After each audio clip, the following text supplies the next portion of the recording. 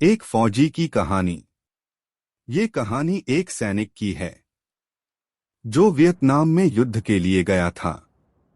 युद्ध समाप्त होने के बाद जब उसके घर लौटने की बारी आई तो उसने अपने माता पिता को सैन फ्रांसिस्को से फोन किया। माँ और पिताजी, मैं घर आ रहा हूँ, लेकिन घर आने से पहले मुझे आपसे एक बात पूछनी है।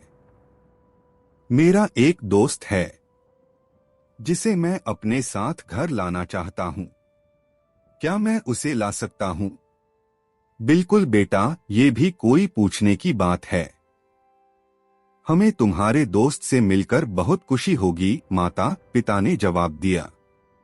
लेकिन पहले एक बात आप लोग जान लें, सैनिक बोलता गया। युद्ध में वह बहुत बुरी तरह घायल हो गया है। उसने एक बारूदी सुरंग पर पैर रख दिया था और उसमें उसने अपना एक हाथ और पैर गंवा दिया है। उसके पास कोई जगह नहीं है जहां वो जा सके, इसलिए मैं उसे अपने साथ रहने के लिए लाना चाहता हूं।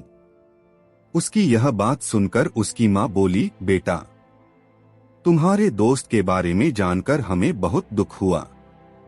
हो सकता है हम उसके रहने के लिए कोई जगह तलाश कर सकें। नहीं मां, मैं चाहता हूं कि वो हमारे साथ रहे। लेकिन बेटा, अब पिता ने कहा, तुम समझ नहीं रहे हो कि तुम क्या चाह रहे हो। इस तरह का अपाहिज व्यक्ति हमारे लिए कितना बड़ा बोझ होगा। हमारी अपनी जिंदगी है जीने के लिए और हम नहीं चाहते कि इस तरह की कोई भी परिस्थिति हमारी जिंदगी में दखल दे। मेरे हिसाब से तुम्हें अकेले घर आना चाहिए और अपने दोस्त को वहीं छोड़ देना चाहिए। वह अपनी जिंदगी जीने के लिए कोई न कोई रास्ता निकाल ही लेगा। सुनकर उस सैनिक ने फोन रख दिया। कुछ दिनों बाद उसके माता पिता को सैन फ्रांसिस्को पुलिस से एक संदेश मिला जिसमें उन्हें बताया गया कि उनके बेटे की एक बिल्डिंग से गिरकर मौत हो गई है। पुलिस के हिसाब से ये एक सुसाइड केस था। दुखी माता पिता ने तुरंत ही सैन फ्रांसिस्को के लिए फ्लाइट बुक कराई और वहां पहुंच गए।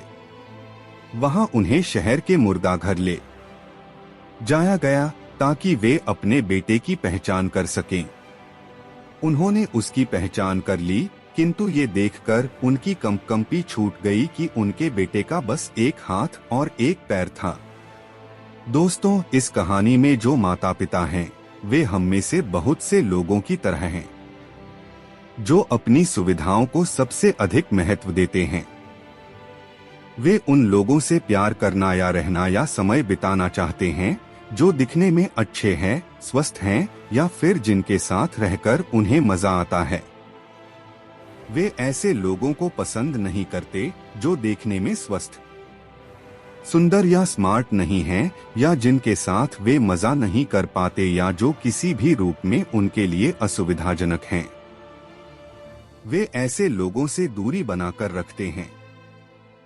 लेकिन कभी कभी उनके इसी व्यवहार के कारण उनके सामने ऐसी परिस्थितियां उत्पन्न हो जाती है जब उन्हें पछताना पड़ता है।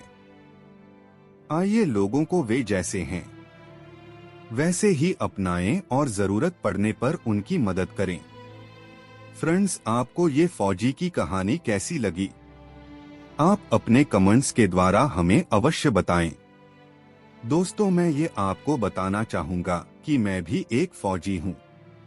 कुछ समय निकालकर आपके लिए ये वीडियो लाया हूँ।